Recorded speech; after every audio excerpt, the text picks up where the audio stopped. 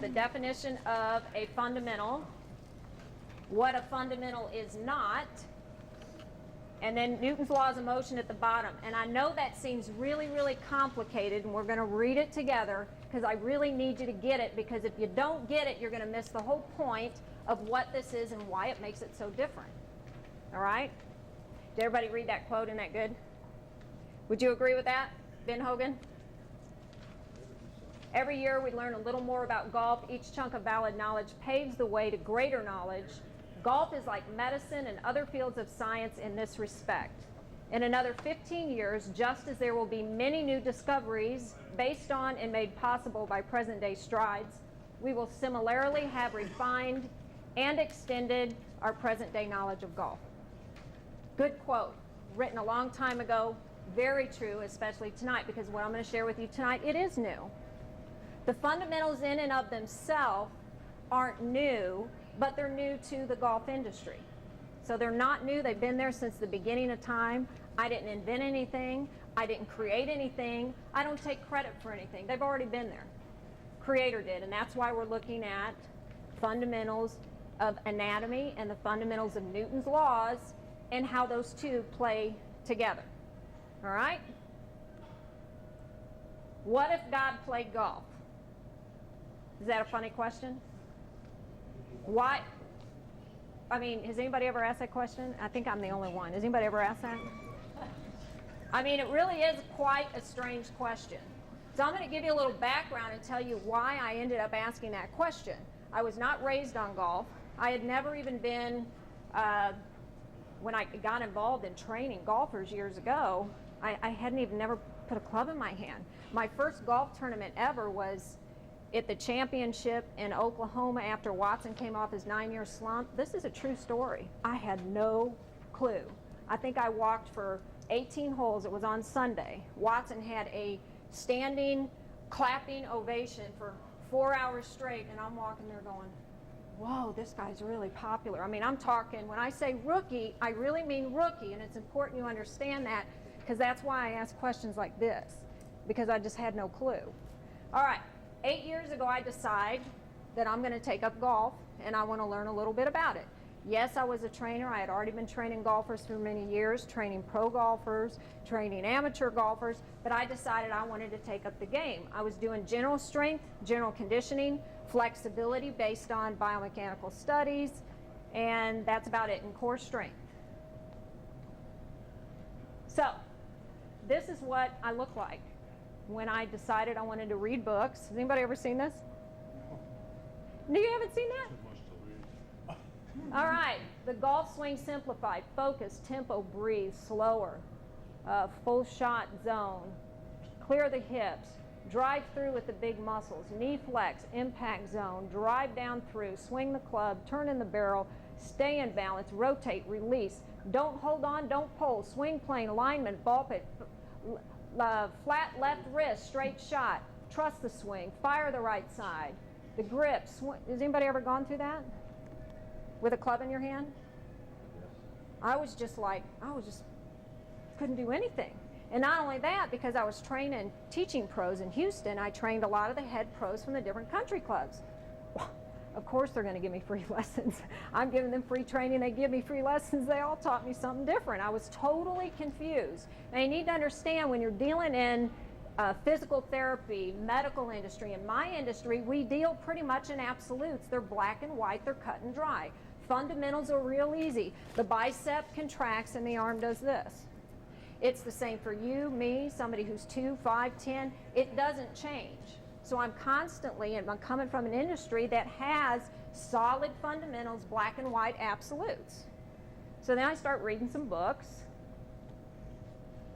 And this was, I don't know, 8 years ago, so before Tiger hit the scene. Who are the great golfers? Hogan, Nicklaus, Snead, Bobby Jones.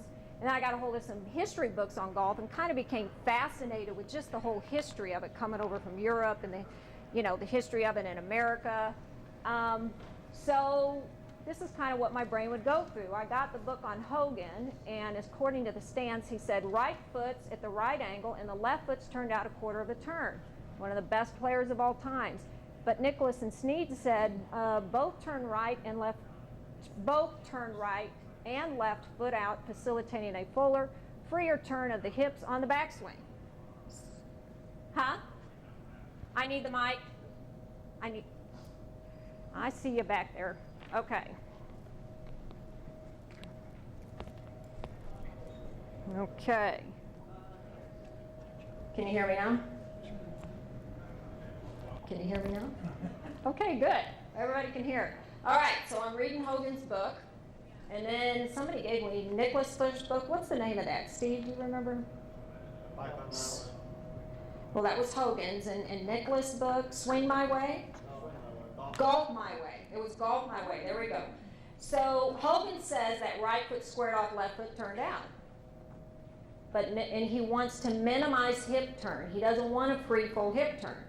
Well, Jack Nicklaus wants both toes turned out because he wants a freer hip turn and he wants a bigger hip turn on the backswing, and so did Snead. And then Bobby Jones, narrower stance than most good golfers, his knees turned in slightly inward. Now remember, I'm coming from anatomy and biomechanics, I'm looking for fundamentals, and I'm really getting confused because the best golfers, they all do it different, right? So now I need to learn about tempo.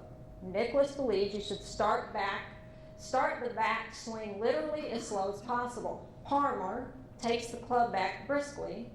Lockie takes the club back quickly and inside the line. So which one of those am I going to pick? We got a couple personal trainers here. You can relate to this. Would you be confused at this point? If you're trying to design a program that's sport specific for golf, what am I going to base it on? Okay? Grip. Harry Barton, grip pressure with index finger and thumb and looser last 3 fingers. From what I understand, didn't Palmer use, Arnold Palmer, didn't he use the Barton grip? Steve, you probably have the answer to that. Yes. Okay. Hogan, main grip pressure on last 3 fingers in left hand and 2 middle fingers on the right hand with minimal pressure on the index finger and thumb. Well, that's the exact opposite of Harry Barton. And then you got the baseball grip, overlap, interlock, strong, weak. Didn't Bobby Jones, he had to turn that left wrist in? He didn't, that was Hogan? One of them. But anyway, as I'm reading all the books, so that was all different. Now, the grip, the stance, and tempo is supposed to be a fundamental, right? But I don't have any answers yet. So which one is right? As a trainer, how am I going to pick which one is correct? Top of the backswing, Nicholas.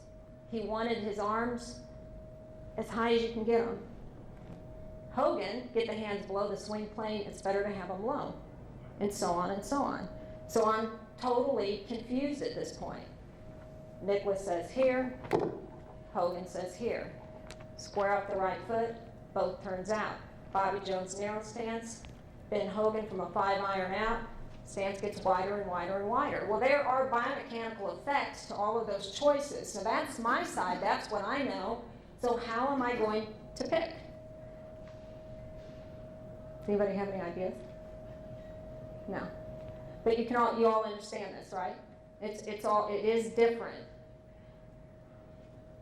So the best that man, how I got on this role was, why would somebody ask the question if God played golf? Because the best that man could produce was stuff like this. This is stance alone, wide stance, narrow stance, open stance, square. Closed, weight mostly on left foot, weight mostly on right foot, weight evenly distributed. Some of the greatest players in the world all did this, they all did it different, and they're still in the top players in the world and in the history of the game. So if I'm going to base fundamentals off of man, I'm going to be lost, especially looking at the past, because they all do it differently. Hi, Allison here. Thanks for watching that clip. And if you enjoyed it and you're interested in scheduling your own one-on-one Zoom lesson, just click the link below. Thanks.